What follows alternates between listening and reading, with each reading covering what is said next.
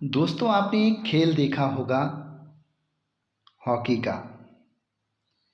इसमें एक प्लेयर दूसरे प्लेयर को बॉल पास करता है। बॉल पास इसलिए करता है जब उसे ये लगने लगे कि दूसरी टीम का प्लेयर उससे वो बॉल छीन लेगा तो वो बॉल अपने दूसरे साथी को पास कर देता है। दूसरा साथी तीसरे टीम मेंबर को पास करता है और तीसरा टीम मेंबर चौथे को। इस तरह से दोनों ही प्रतिद्वंदी टीमें गोल करने की सोचती हैं। ऐसे में अगर ये कहा जाए कि टीम का एक ही खिलाड़ी बॉल को गोल तक लेकर जाए और वही उस गोल को करे तो ये नामुमकिन होगा। एक खिलाड़ी का दूसरे खिलाड़ी को बॉल पास करना, एक खिलाड़ी का दूसरे खिलाड़ी को बॉल पास करने के बीच में एक काम होता है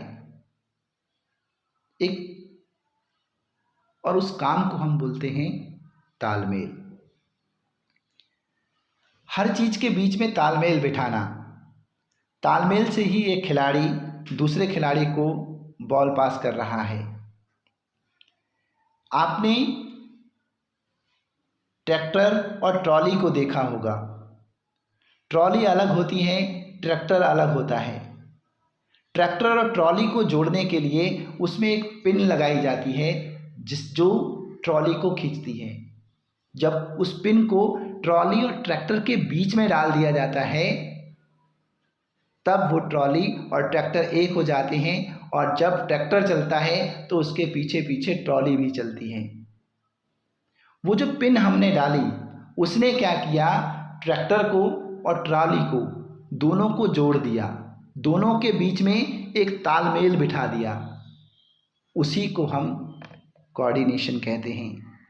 गुड मॉर्निंग दोस्तों, आज हम मैनेजमेंट का बहुत ही इम्पोर्टेंट चैप्टर पढ़ने वाले हैं, कोऑर्डिनेशन, जो मैं आपको पहले ही मैंने एक उदाहरण के जरिए आपको एक्सप्लेन करने की कोशिश की।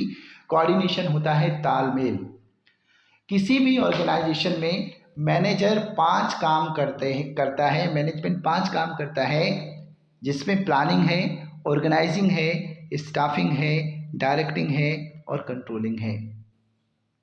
ये मेन फीचर्स हैं मैनेजमेंट के या मैनेजर के जो उसे करने ही होते हैं। लेकिन इसके अलावा एक और फंक्शन होता है जिसको सबसे ज़्यादा ज़रूरी माना जाता है।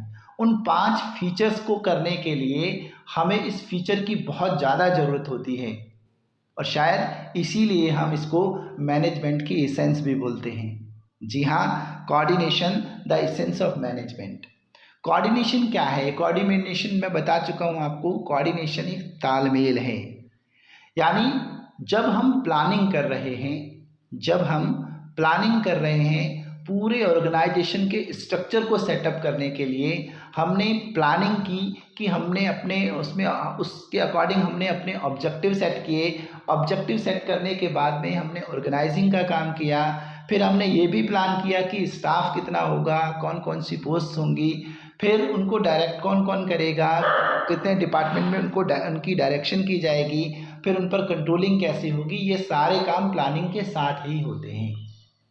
जब आपने प्लान बना लिया, जब आपने अपने ऑब्जेक्टिव को सेट कर लिया, तो ऑब्जेक्टिव को सेट करने के साथ साथ ही आपका कोऑर्डिनेशन का काम शुरू हो जाता है। आपने बेस बनाया, प्लान तैयार किया, प्लान के साथ आपने कोऑर्डिनेशन बिठाया। फिर आपने क्या किया, कोऑर्डिनेशन प्लान को आप क्या कर रहे हैं, ऑर्गेनाइज कर रहे हैं, है ना। रिसोर्सेज को आप ऑर्गेनाइज कर रहे हैं, ऑर्गेनाइजेशनल स्ट्रक्चर खड़ा कर रहे हैं, तो उसमें भी आपको कोऑर्डिनेशन बिठाना पड़ेगा। फिर ऑर्गेनाइजिंग के साथ, यानी जैसे ट्रैक्टर और ट्रॉली के बीच में हमने पिन लगाई थी, उस पिन ने उनके बीच में तालमेल बिठाया था, ऐसे ही प्लानिंग और ऑर्गेनाइजिंग के बीच में हम कोऑर्डिनेशन की पिन लगाएंगे, तभी प्लानिंग और ऑर्गेनाइजिंग एक साथ होगी। ऐसे ही ऑर्गेनाइजिंग और स्टाफिंग के बीच में हम कोऑर्डिनेशन की पिन लगाएंगे, तब वो ऑर्गेनाइजिंग और स्टाफिंग एकजुट होंगे। तो हर फंक्शन के बाद हमें कोऑर्डिनेशन की ज़रूरत पड़ती है। तो चलिए पहले पढ़ते हैं थ्योरी क्या कहती है। ये कहते हैं कोऑर्डिनेशन इज द बेस और primary function of every manager because various departments of an organization are working independently. ये कहते हैं कि मैनेजर के जितने भी प्राइमरी फंक्शन हैं उन सब का बेस कोऑर्डिनेशन है। ये मैंने बताया आपको कि प्लानिंग के साथ साथ हमें कोऑर्डिनेशन भी बिठाना पड़ता है। प्लानिंग के साथ साथ ही हमारे कोऑर्डिनेशन का काम प्लानिंग के साथ ही शुरू हो जाता है और कंट्रोलिंग से फिर प्लानिंग तक चलता है। Because various departments of an organization, क्योंकि एक ऑर्गेनाइजेशन में कई सारे डिपार्टमेंट हो सकते हैं और वो इंडिपेंडेंटली वर्क करते हैं। And there is need to relate and integrate their activities, और इसीलिए ज़रूरत होती है कि उन सब डिपार्टमेंट की एक्टिविटीज़ को जोड़ दिया जाए, इंटीग्रेट कर दिया जाए। अब ऑर्गेनाइजेशन है, अब उस ऑर्गेनाइजेशन में प्रोडक्शन डिपार्टमेंट है, मार्केटिंग डिपार्टमेंट है, सेल्स डिपार्टमेंट है, फाइनेंस डिपार्टमेंट है। अब ये जितने भी डिपार्टमेंट हैं ये सब क्या कर रहे हैं, ये इंडिपेंडेंटली काम कर रहे हैं, ये सब अपने अपने स्तर पर काम को कर रहे हैं। तो मैनेजमेंट क्या करेगा, मैनेजर क्या करेगा, इन सब के बीच में कोऑर्डिनेशन बिठाएगा। कोऑर्डिनेशन की लिंक पिन को उसमें डालेगा तभी कोऑर्डिनेशन बनेगा। यानी वो फाइनेंस डिपार्टमेंट का कोऑर्डिनेशन बनाएगा किसके साथ, प्रोडक्शन डिपार्टमेंट के साथ। प्रोडक्शन डिपार्टमेंट का किससे बनाएगा, सेल्स डिपार्टमेंट के साथ। सेल्स डिपार्टमेंट कोऑर्डिनेशन बिठाएगा किसके साथ, मार्केटिंग डिपार्टमेंट के साथ। तो ये सब क्या होगा, इन सबको कोऑर्डिनेट करने के लिए, यानी एक ऑर्गेनाइजेशन में अलग अलग डिपार्टमेंट इंडिपेंडेंटली काम करते हैं, अपने अपने स्तर पे काम करते हैं, तो उन सबके एफर्ट्स को, उन सबकी एक्टिविटीज़ को इंटीग्रेट करने का काम कोऑर्डिनेशन करता है। इसलिए हम बोलते हैं कि कोऑर्डिनेशन क्या है, कोऑर्डिनेशन एक तालमेल है। जब हम मैनेजमेंट के दूसरे फंक्शंस के बीच में तालमेल बिठाते हैं तो उसे हम कोऑर्डिनेशन कहते हैं। अब बात आती है coordination the essence of management कैसे है। Coordination brings unity of action and integrates different activities of organization. यानी कोऑर्डिनेशन क्या करता है कि ऑर्गेनाइजेशन की जितने भी डिपार्टमेंट में डिफरेंट एक्टिविटीज़ होती हैं उन सब को जोड़ देता है, उनके बीच में यूनिटी ऑफ एक्शन लाता है, यानी वो एक ही डायरेक्शन में काम करें। Coordination is considered the essence of management, और इसीलिए यहाँ हम ऐसे बोल सकते हैं कि कोऑर्डिनेशन को मैनेजमेंट की एसेंस माना जाता है। यानी कोऑर्डिनेशन के बगैर मैनेजमेंट कुछ भी नहीं है। यानी कोऑर्डिनेशन जो है वो मैनेजमेंट की बहुत बड़ी ज़रूरत है। कोऑर्डिनेशन जो है वो मैनेजमेंट की एसेंस है। अब मैनेजमेंट की एसेंस कैसे है, इसके कुछ रीजंस इन्होंने नीचे दिए हैं। Coordination is needed to perform all the functions of management. पहले तो हमें जो मैनेजमेंट के फंक्शंस हैं इनको कोऑर्डिनेट करने में भी हमें कोऑर्डिनेशन की ज़रूरत होती है। इनके बीच में तालमेल बिठाने के लिए भी हमें कोऑर्डिनेशन की ज़रूरत होती है। आपको ये दिखाई दे रहा होगा चार्ट, बीच में कोऑर्डिनेशन लिखा हुआ है, ऊपर प्लानिंग है, प्लानिंग से फिर ऑर्गेनाइजिंग है, और प्लानिंग के साथ हम कोऑर्डिनेशन कर रहे हैं, फिर ऑर्गेनाइजिंग के साथ कोऑर्डिनेशन कर रहे हैं, फिर स्टाफिंग के साथ, डायरेक्टिंग के साथ और कंट्रोलिंग के साथ। तो पहला रीज़न तो यही हो गया कि मैनेजमेंट के जितने भी फंक्शंस हैं उन फंक्शंस को परफॉर्म करने के लिए हमें कोऑर्डिनेशन की ज़रूरत होती है। तो फर्स्ट पॉइंट है the process of coordination. The process of coordination begins at planning stage when top plans for the whole organization। यानी जब हम प्लानिंग स्टेज को परफॉर्म कर रहे होते हैं, जब हम प्लान कर रहे होते हैं, तो कोऑर्डिनेशन की प्रोसेस उसी के साथ शुरू हो जाती है जब टॉप मैनेजमेंट पूरे ऑर्गेनाइजेशन के लिए प्लानिंग कर रहा होता है। उसी के साथ साथ हमारी कोऑर्डिनेशन की प्रोसेस भी शुरू हो जाती है। अब जब प्लान बन गया, आप समझिए हमारे पास जब प्लान है, मतलब किसी भी काम को करने का हमारे पास जब बेस तैयार हो गया है, तो बेस के बाद हमें ऑर्गेनाइजेशनल स्ट्रक्चर को डेवलप करने में भी हमें कोऑर्डिनेशन की ज़रूरत पड़ती है। दूसरा पॉइंट है based on plans then organizational structure is developed. यानी जब हम प्लान के बेस पर ऑर्गेनाइजेशनल स्ट्रक्चर को तैयार करते हैं तो वहाँ भी हमें कोऑर्डिनेशन की ज़रूरत होती है। तीसरा फंक्शन है स्टाफिंग। पहला फंक्शन था प्लानिंग, दूसरा था ऑर्गेनाइजिंग, तीसरा आ रहा है staffing. Staff is recruited, selected and trained as per organization structure and plan. लेकिन स्टाफ को जो हम हायर करते हैं, स्टाफ को जब हम अपॉइंट करते हैं तो किसके बेस पे करते हैं? जब हमारे पास प्लान होगा, प्लान हमें बताएगा कि हमें कितने स्टाफ को रखना है, कितने हमने डेसिग्नेशंस तैयार करनी है, कितनी पोस्ट रखनी है, कितने डिपार्टमेंट होंगे, कितनी यूनिट्स होंगी, ये सब हमें कौन बता रहा है? ये सब हमें बता रहा है प्लानिंग और ऑर्गेनाइजिंग। तो अब हम कोऑर्डिनेट करेंगे। ऑर्गेनाइजिंग ने हमने बताया कि हमारे पास इतनी पोस्ट और इतने वो होंगे, डिपार्टमेंट्स होंगे। फिर हम स्टाफ को रिक्रूट करते हैं किसके बेस पर? ऑर्गेनाइजेशन स्ट्रक्चर और प्लान के बेस पर पहले स्टाफ को हम रिक्रूट करते हैं, फिर सिलेक्ट करते हैं, उसके बाद उनको हम ट्रेनिंग देते हैं। तो इसके लिए भी हमें कोऑर्डिनेशन की ज़रूरत पड़ती है। अब आप समझना कि कोऑर्डिनेशन मैनेजमेंट की एसेंस क्यों है, ये हमने 3 अलग अलग फंक्शंस में पढ़ा है मैनेजमेंट के। फिर आता है डायरेक्शन का। अब डायरेक्शन हम कैसे देंगे? हमारे पास किसी भी ऑब्जेक्टिव को या गोल को अचीव करने का हमारे पास प्लान है। जब हमारे पास प्लान है तो हम अपने वर्कर्स को मोटिवेट करेंगे, उनको गाइड करेंगे, इंस्ट्रक्ट करेंगे कि काम कैसे करना है। तो वहाँ भी हमें कोऑर्डिनेशन की ज़रूरत पड़ती है। और एट लास्ट जब हमारे पास प्लान है तो हम देखेंगे कि कहीं किसी तरह का डिविएशन या डिस्क्रिपेंसी तो नहीं हुई है।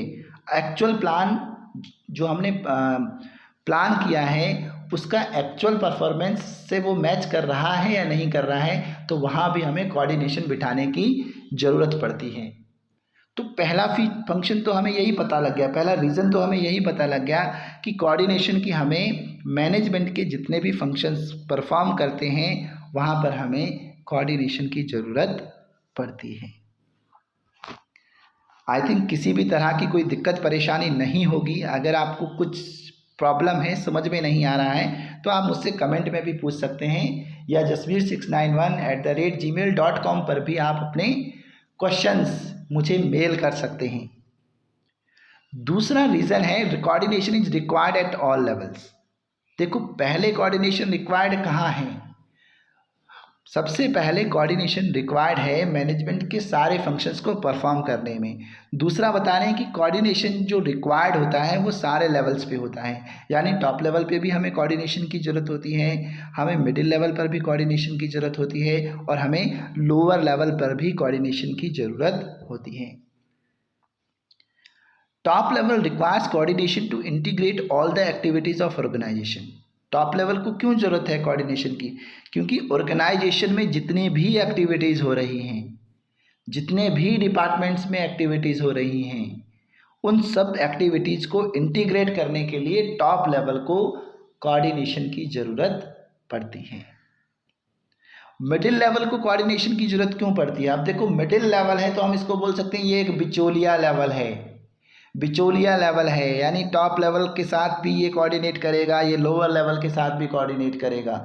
लोअर लेवल को कोई प्रॉब्लम है तो वो मिडिल लेवल को रिप्रेजेंट करेगा और मिडिल लेवल जो है वो लोअर लेवल के बिहाफ से टॉप लेवल को रिप्रेजेंट करेगा। तो ये मिडिल लेवल जो है ये एक तरह का बिचौलिया लेवल है। तो इसको भी मिडिल लेवल को भी कोऑर्डिनेशन की ज़रूरत पड़ती है ताकि ये अलग अलग डिपार्टमेंट की एक्टिविटीज़ के बीच में ये बैलेंस बना सके, संतुलन बनाए रखने के लिए मिडिल लेवल को भी कोऑर्डिनेशन की ज़रूरत पड़ती है।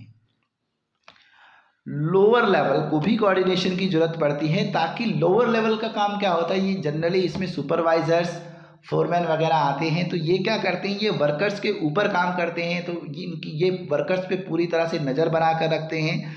तो जितने भी वर्कर्स काम कर रहे होते हैं, जितने भी वर्कर्स काम कर रहे होते हैं, उन सब की एक्टिविटीज़ को इंटीग्रेट करने का काम ये लोअर लेवल करता है।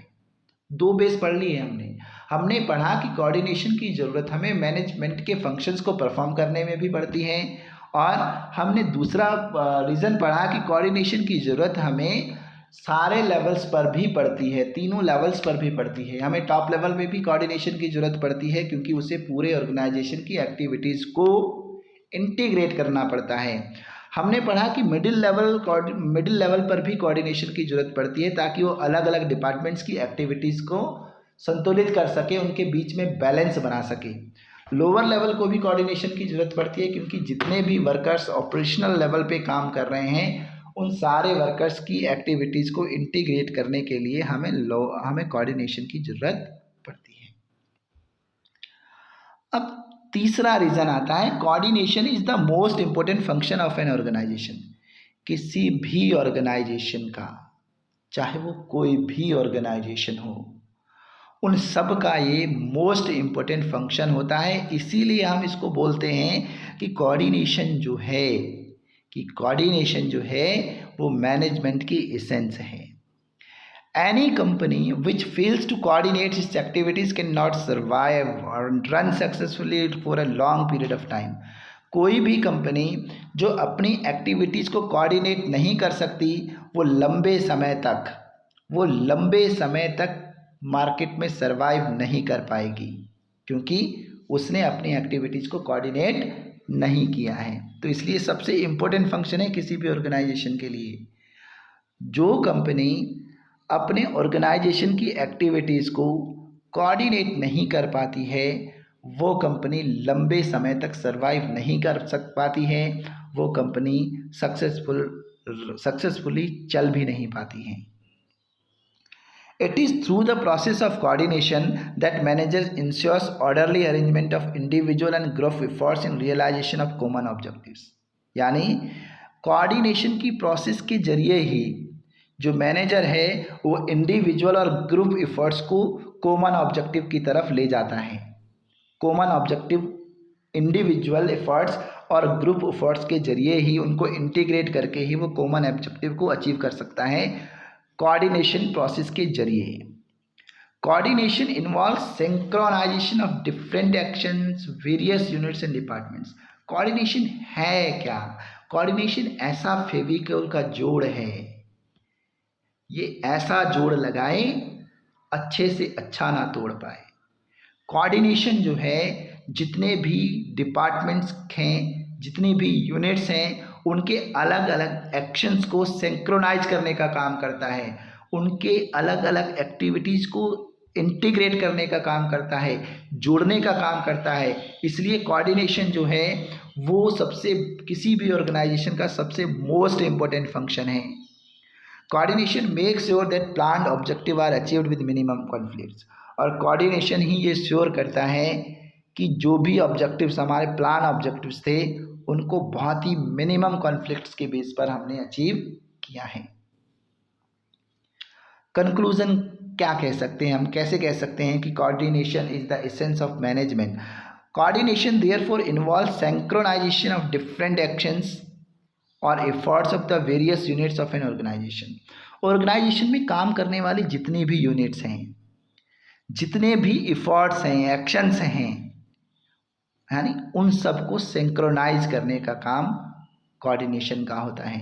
It ensures planned objectives are achieved with minimum cost. और यही इंश्योर करती है कि जितने भी ऑब्जेक्टिव्स हमने प्लान किए हैं वो मिनिमम कॉस्ट पर अचीव किए जाएं, वो मिनिमम कॉन्फ्लिक्ट के साथ अचीव किए जाएं। After analysing the above feature, ऊपर के जो फीचर्स हमने पढ़े उनको एनालाइज करने के बाद, विश्लेषण करने के बाद, we can say that coordination is not a simple function of management. हम ये नहीं कह सकते कि कोऑर्डिनेशन जो है वो मैनेजमेंट का एक बहुत ही आसान फंक्शन है, ऐसा तो हम नहीं कह सकते।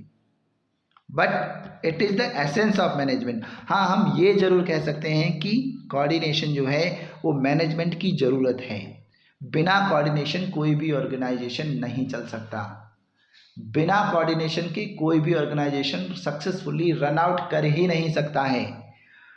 बिना कोऑर्डिनेशन के कोई भी ऑर्गेनाइजेशन सरवाइव नहीं कर सकता है।